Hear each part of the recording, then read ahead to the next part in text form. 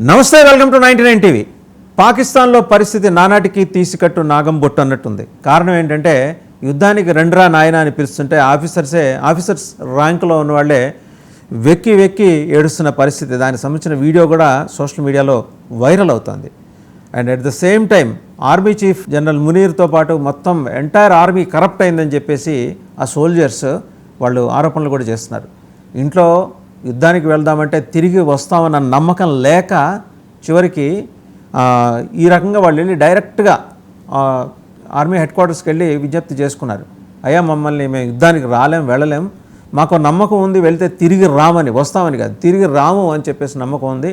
ఇంట్లో పెళ్ళాం బిడ్డలు ఒప్పుకోవట్లేదు, కలో గంజో ఇక్కడే కలిసి తాగుదాం, దయచేసి మమ్మల్ని ఇబ్బంది పెట్టద్దు, మేము విధుల నుంచి తప్పుకుంటామంటే బెదిరిస్తున్నారట. పాకిస్తాన్లో army chief general Munir and ఆయన అంతేవాసులు, అంటే ఆయనతో పాటు ఉండే ఐఎస్ఐ నుంచి వచ్చిన టీం అంతా కూడా ఎట్టి పరిస్థితుల్లో మీరు యుద్ధానికి వెళ్ళాల్సిందే. ఎలా వెళ్తారు, ఎక్కడి నుంచి వెళ్తారు? అండ్ వన్ మోర్ థింగ్ ఏంటంటే వాళ్ళ విజ్ఞప్తి సంగతి పక్కన పెడితే కొత్తగా డైరెక్షన్స్ కూడా వచ్చినాయి. పోలీస్ డిపార్ట్మెంట్స్కి 6 ఐజీలు ఉన్నారు అక్కడ, 6 రీజియన్స్కి. ఆ 6 రీజియన్స్ ఐజీస్కి పోలీస్ డిపార్ట్మెంట్ నుంచి ఇచ్చిన డైరెక్షన్స్ ఏంటంటే, మీరు మీ వెహికల్స్ తిరగటం ఆపేసేయండి, మనకి ఫ్యూయల్ కన్జంప్షన్ కొంచెం దాని మీద రిస్ట్రిక్షన్స్ ఉన్నాయి, ఈ యుద్ధం ఏ క్షణంలో ప్రారంభమైనా అవ్వచ్చు, వైటల్ ఇన్స్టాలేషన్స్ దగ్గర కూడా మీరు ఎక్కువ సంఖ్యలో మోహరించి అనవసరంగా పెట్రోల్ డీజిల్ కన్జ్యూమ్ చేయమాకండి మీ వెహికల్స్ కోసం అని చెప్పేసి యుద్ధానికి అవసరం పడచ్చు, రేపు పొద్దున యుద్ధ ట్యాంకులకి వాటికి అవసరం పడచ్చు అని చెప్పి.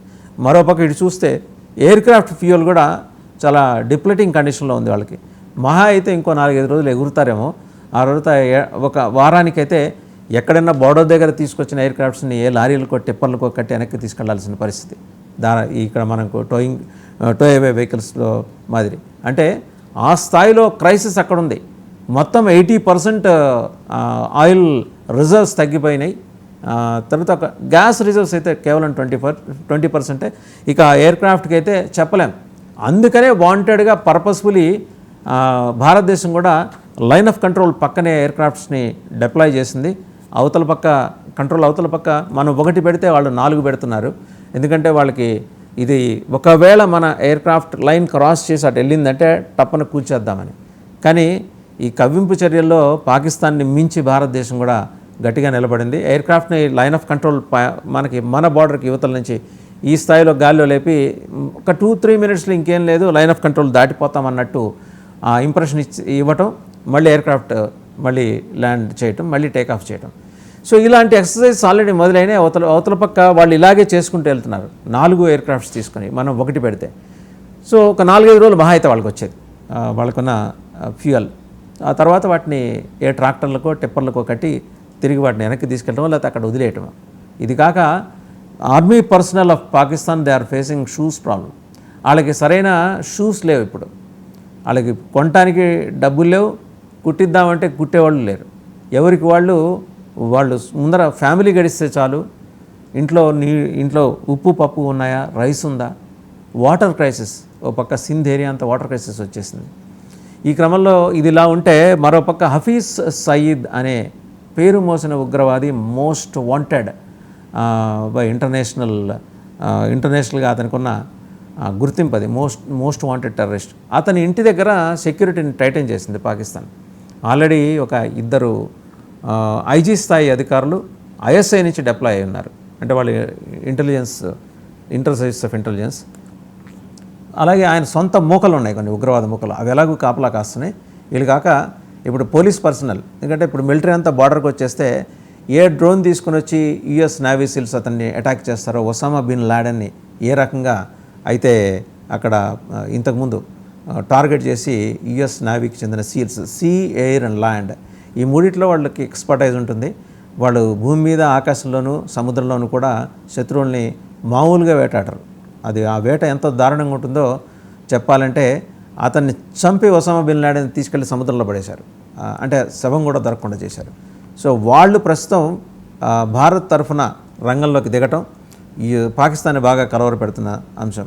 ఎందుకంటే వాళ్ళు చూసుకుంటారు, యుఎస్ నేవీ సీల్స్ పాకిస్తాన్లో ఉన్న టెర్రర్ క్యాంప్స్కి సంబంధించి వాళ్ళ దగ్గర సమగ్రమైన మ్యాప్స్ ఉన్నాయి. ఆ మ్యాప్స్ ప్రకారం వాళ్ళు టార్గెట్ చేసుకుంటూ వెళ్తున్నారు in association with Indian army. ఇంత జరుగుతోంది. ఇంత జరుగుతున్న తర్వాత పాకిస్తాన్ ఇంకా బీరాలు పలకటం మానలా. ఒక పక్క వాళ్ళ సెనేటర్, ఒక మహిళా సెనేటర్ అయితే పాకిస్తాన్ ఆర్మీ ఇక్కడి నుంచి ఇటుకలు తీసుకెళ్ళి అక్కడ బాబ్రీ మసీద్, కొత్త బాబ్రీ మసీద్ కట్టడాన్ని ప్రారంభిస్తుంది. ఆర్మీ వెళ్తుందట. బహుశా యూపీ సీఎం యోగి ఆదిత్యనాథ్ వాళ్ళకి ఏమైనా స్పెషల్ ఇన్విటేషన్ ఇచ్చారో మనకు తెలియదు. ఆయనే వెళ్ళి రిసీవ్ చేసుకొని ఆర్మీని, అయ్యా మీరు ఇక్కడ కట్టుకోండి అని చెప్పి ఆయనే కుర్చీలు వేసి వాళ్ళకి టెంట్లు వేసి ఆ కట్టడం పూర్తయ్యేదాకా అక్కడే కూర్చుంటారట. ఎంత అవహేళనగా ఆవిడ మాట్లాడిందంటే, మీరు చేతనైతే ఏం చేసుకుంటారో చేసుకోండి, మేమైతే గాజులు తొడుక్కొని కూర్చోలేదని. She has uttered that word time and again, that in the upper house of the parliament, Pakistan parliament. So అది ఆవిడ తెంపరతనం. ఇలాంటి వాళ్ళు తక్కువ లేదు. ఆయన రైల్వే మినిస్టర్ ఆయన అబ్బాసీ అదే మాట్లాడాడు, మా దగ్గర 130 న్యూక్లియర్ హెడ్స్ ఉన్నాయి స్ట్రాటజిక్ లొకేషన్స్లో. మంచిదే, ఎవడైనా స్ట్రాటజిక్ లొకేషన్లో ఇంట్లో పెట్టుకోవడం. సో అది మాకు కూడా తెలుసు మీకు ఎన్ని న్యూక్లియర్ హెడ్స్ ఉన్నాయో. ఆ హెడ్స్కి తలక ఎలా లేపాలో కూడా భారత ఆర్మీకి, భారత సైన్యానికి, భారత రక్షణ శాఖకి బాగా తెలుసు. సో మా దగ్గర ఆ పరిజ్ఞానం ఉంది. కవ్విస్తే రెచ్చిపోయి ఏదో మీ ట్రాప్లో భారత సైన్యం పడుతుంది అనుకోవటం పొరపాటు. ఇంకొక ఆయన అయితే నిన్న మాట్లాడారు, అతావుల్లా తరార్, ఆయన మినిస్టర్ ఫర్ ఐఎన్పిఆర్. ఆయన మాట్లాడితే ఏ క్షణంలో భారత్ మా మీద దాడి చేస్తుంది for no reason and for wrong reasons.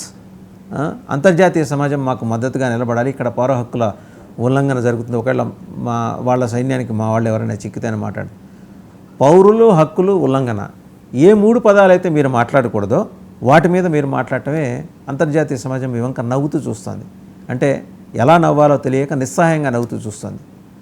ఉగ్రవాదులు పౌర హక్కుల గురించి మాట్లాడటం ఏంటి, ఉగ్రవాదుల క్యాంపులు నడిపే దేశం పౌర హక్కుల గురించి మాట్లాడటం ఏంటి. అండ్ అలాగే ఇంకొకటి ఏంటంటే, అటారీ బార్డర్ దగ్గరికి వస్తున్న పాకిస్తానీ నేషనల్స్ని వెనక్కి తిరిగి తీసుకోవడానికి నిరాకరిస్తుంది. ఎందుకంటే వీళ్ళు పంపించిన స్లీపర్ సెల్స్ వాళ్ళు భారత్లోకి, ఇలాంటి వాళ్ళు దేశవ్యాప్తంగా ఒక 5 లక్షల మంది ఉండొచ్చు. అట్లీస్ట్ జమ్మూ కాశ్మీర్ గవర్నమెంట్ ఒక ప్రయత్నం చేసింది, జమ్మూ కాశ్మీర్ పోలీసు ఒక ప్రయత్నం చేశారు. వాళ్ళు గుర్తించారు గవర్నమెంట్ ఆఫ్ ఇండియా ఇచ్చిన డైరెక్షన్స్ మేరకు పాకిస్తానీ నేషనల్స్ అక్రమంగా నివసిస్తున్న వాళ్ళని పాకిస్తాన్ తరలించడానికి మొండికేస్తున్నారు. మరోపక్క ఇంకా డిఫరెంట్ కేసు ఏంటంటే, సిఆర్పిఎఫ్లో ఒక సీనియర్ ఆఫీసర్, ఆయన భార్య పాకిస్తానీ నేషనల్ట. పెళ్లి చేసుకోముందు రూల్స్ ఉంటాయి వాళ్ళకి, ఏంటంటే యూనిఫామ్ ప్రత్యేకించి ఇలాంటి బార్డర్ స్టేట్స్కి సంబంధించి పక్క దేశాల నుంచి అమ్మాయిల్ని మేము పెళ్లి చేసుకుంటున్నాం, తీసుకొచ్చి పెళ్లి చేసుకుంటున్నాం అనేది ముందర ఇన్ఫామ్ చేయాలి, డిక్లరేషన్ ఇవ్వాలి. ఇవాళ వచ్చి హఠాత్తుగా నేను ఎట్లా పంపిస్తాను, నేను ఎప్పుడో పెళ్లి చేసుకున్నాను, అది అంటే ఒక 1-2 ఏళ్ళు అయినట్టుంది, చేసుకున్నాను కదా నేను ఎట్లా పంపిస్తాను. సో ఇన్ని ఉన్నాయండి ప్రస్తుతం. ఇప్పుడు హఫీజ్ సయద్కి ఇస్తున్న సెక్యూరిటీ ఎందుకంటే, ఏ క్షణంలో అయినా ఆయన మీద భారత సైన్యం గుళ్ళ వర్షం కురిపించవచ్చు. It is going to happen for sure, certainly it is going to happen. ఎందుకంటే నావీ సీల్స్ కంట్రోల్లోకి తీసుకుంది, మొత్తం మ్యాపింగ్ చేసుకుంది ఇప్పటికే. ఏ క్షణంలో అయినా ఆయన ఈ పాటికి అక్కడి నుంచి వీళ్ళు తరలించి కేవలం బయట సెక్యూరిటీ ఉన్నట్టు ఒక పిక్చర్ ఇచ్చే ప్రయత్నం కూడా పాకిస్తాన్ చేస్తుంది, అందులో ఎలాంటి సందేహం లేదు. But where exactly is there అనేది మాత్రం క్లారిటీ ఉంది. హఫీజ్ సయీద్ లాంటి వాళ్ళు అటు ఆ మనిషిని పోలిన వాళ్ళు 5-6 తయారు చేసి ప్రాక్సీలను తయారు చేసి వేరు దేశాలకు పంపించి కన్ఫ్యూజ్ చేసే ప్రయత్నం కూడా పాకిస్తాన్ ఆర్మీ చేస్తుంది, ఐఎస్ఐ చేస్తుంది. And the very most important thing is, భారత్కి బాగా కావాల్సిన ఇంపార్టెంట్ టెర్రరిస్ట్ ఇతను. ఎందుకంటే ఇతను పాల్పడ్డ నేరాలు ఘోరాలకు సంబంధించి ట్రయల్ భారత్లోనే జరగాలి, అతనికి ఏమన్నా శిక్ష విధిస్తే అది భారత్ గడ్డ మీద జరగాలని చెప్పేసి ప్రభుత్వం బలంగా కోరుకుంటుంది. చూద్దాం ఏం జరుగుతుందో.